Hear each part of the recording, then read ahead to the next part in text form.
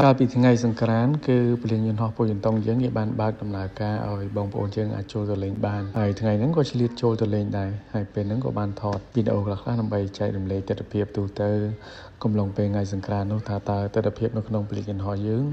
វាបែបណាឥឡូវនេះយើងទៅមើលមួយគ្នាបងប្អូនស្ថានភាពនៅខាងមុខនេះរៀងស្ងាត់ស្ងំបន្តិចដោយសារតែគេបិទអត់ឲ្យចូលទេប៉ុន្តែបន្ទាប់ពីដល់ខាងមុខទៅគឺយើងអាចចូលបានចូលមកដល់ត្រឹមនេះយើងឃើញថាមានទស្សនវិជ្ជាអ៊ូអរច្រើនហើយអ្វីដែលពិសេសនោះកន្លែង VIP នេះគឺយើងមិនដែលបានចូលទេជាធម្មតាគេទុកសម្រាប់ថ្នាក់ដឹកនាំឬក៏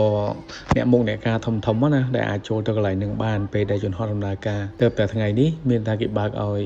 យើងអាចចូលទៅលេងបានអញ្ចឹងយើងអាចដើរមកដល់ចំណុចនេះបានហើយនៅក្នុងនេះក៏មានទស្សនវិជ្ជាមួយចំនួនគេលក់ចំណីអាហារលក់នំលក់នេកអីច្រើនដែរដូចជាការ៉េមអីហ្នឹងគេលក់មានច្រើននៅខាងហ្នឹងមើលទៅគួរឲ្យចាប់អារម្មណ៍ហើយក៏គេមានការតាំងបង្ហាញរថយន្តនេះដូចជាតាក់ទងមួយរថយន្ត Kia រថយន្ត Mazda អីផ្សេងហ្នឹងក៏ឃើញមានមកតាំងបង្ហាញនៅក្នុងកម្មវិធីនេះដែរពេលដែលខ្ញុំដើរចូលមកដល់ត្រង់ចំណុចនេះខ្ញុំឃើញក្រុម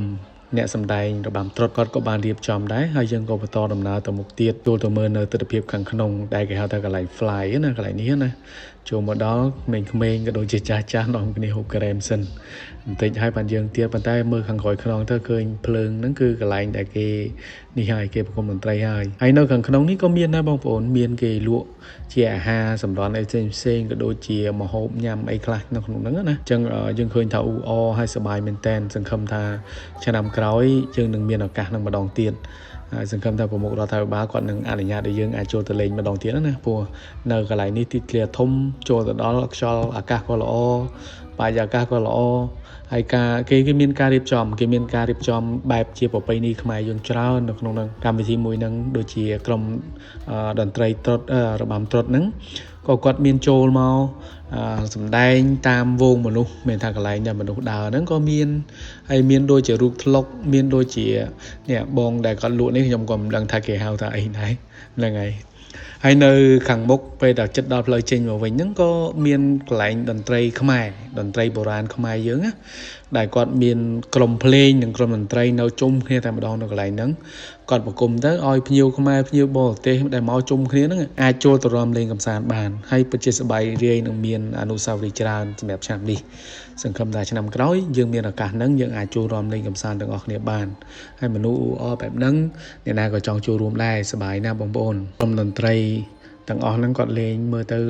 ទឹកមុខរបស់គាត់ហ្នឹងគឺពោពេញទៅដោយស្នាមញញឹមនិងរស់រាយរាក់ទាក់មែនតើពេលដែលគាត់លេងណាហើយ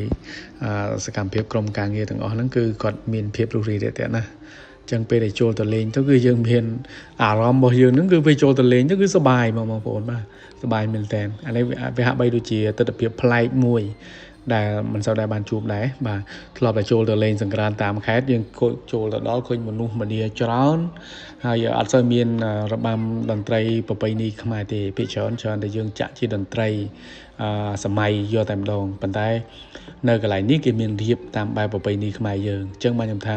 អានេះគឺដូចយ៉ាងពិសេសមួយណាដែលធ្វើឲ្យយើងគួរឲ្យចាប់អារម្មណ៍សង្ឃឹមថា